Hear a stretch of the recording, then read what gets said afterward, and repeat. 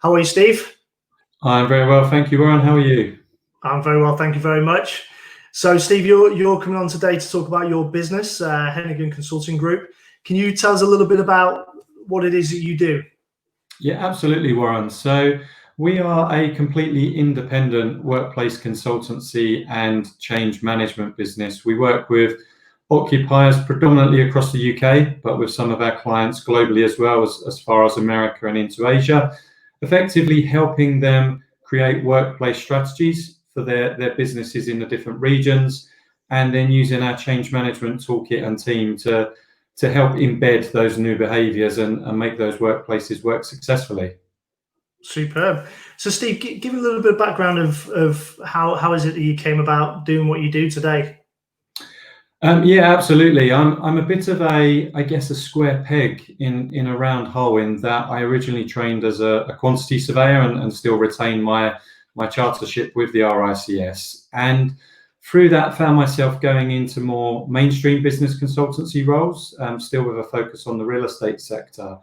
And found myself working more and more with design firms at the front end of a workplace project, really being someone who could handle and work with a spreadsheet. So providing the data and informing the more business strategy components of that. And after spending several years within a surveying practice doing that, I eventually made the jump to a design business, and spent best part of 5 years running firstly regional and then global teams within some of the bigger design businesses in the world. And whilst they are very good design businesses, I always felt that there was an opportunity to create a business which just provided workplace consultancy and change management, so that it was completely independent. It's not offering design services, we're not building anything, we're not recommending anything. So the power of what we do is that real independent, impartial advice.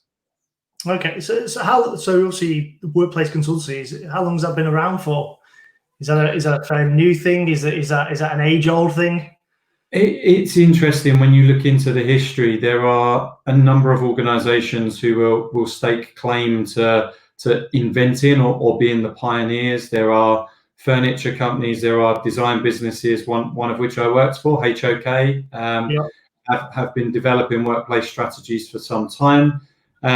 Eric Veldhoen over in Amsterdam, again, is kind of one of the pioneers, and also some of the businesses we've seen in the UK have probably been doing some form of workplace strategy for 30 or 40 years. I think it's really only in the last 5 to 10 years that people have fully understood it as a service, and I think have really started to understand what the benefits are from both a cost and an employee perspective, in thinking about how you can occupy your space in a slightly different way.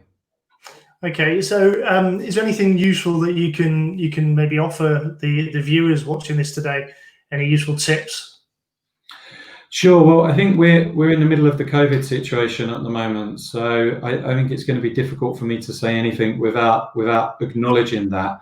Sure.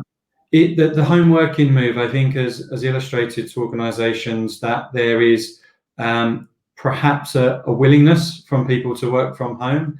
The trust barrier has well and truly been broken in that I think we're not going to be able to go back and use that as an excuse for people not working remotely. And the technology for most organisations and individuals has stood up. From a practice point of view, we're working with a group of almost 40 occupiers at the moment to understand the key trends and where the industry may be going in the future.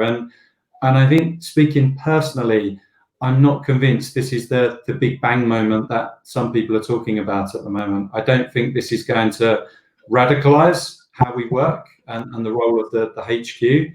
But what I think it will do is give people more options around remote working and flexibility. So as organizations start to think about that kind of post-COVID, what does their new workplace look like? My advice and recommendations at the moment would be to think about some of those COVID-related strategies people are putting in place, and thinking about how they can make sure that their workplace is ultimately going in the direction of where they eventually want it to go. So taking the COVID situation as a half glass full scenario, I think there's opportunity for organizations to engage with their workforces around different ways of working, remote working, how they use their office in a different way, in perhaps a way that there's never been before. So I think we can kind of take this as a positive and start to kind of use the opportunity to engage with people to understand exactly what the office should look like in the future and how organizations can get the most value from it. Okay, it's interesting because I read, probably similar to you, I read so much at the moment. It's being pushed out through mainstream media, social media on views of how this is going to impact the workplace long term. So from the future of the workplace, you know, or workplace strategy, do you see, what do you see the future looking like? As I said, and this may surprise you and some of the viewers, given the nature of what we do, but I don't think this is going to radically change things. I think as human beings, we are creatures of habit. If we look at history and we look at the financial cycles in particular, behaviors generally go back to the way they were in a very short space of time. As I said, I think that the key thing is that it's going to allow a degree of flexibility, a degree of remote working, which will perhaps allow organizations to take slightly smaller spaces, but in my opinion, it's probably 10 to 20% smaller. Right, okay. Where I think it will have the bigger impact is around their future planning and starting to use that flexibility to account for future head growth, which is largely unknown for most organizations. And I think that's going to be more so coming out of this scenario. And also to consider how they can incorporate spaceless growth in a much more practical way. Okay, that's really interesting. Interesting fact about yourself as well. You was it last year you swam the Channel? I did indeed. Any plans? You've been practicing, obviously with COVID lockdown.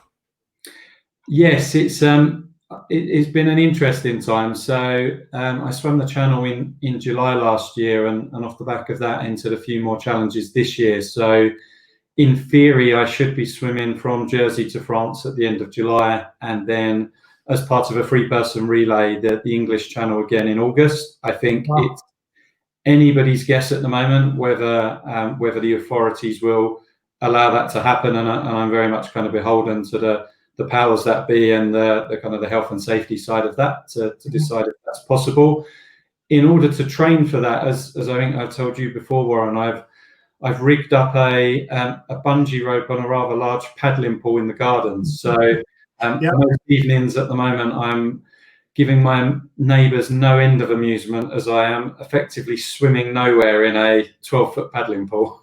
Fantastic. Lots of noise complaints. Not yet, but you may have just given some people some ideas.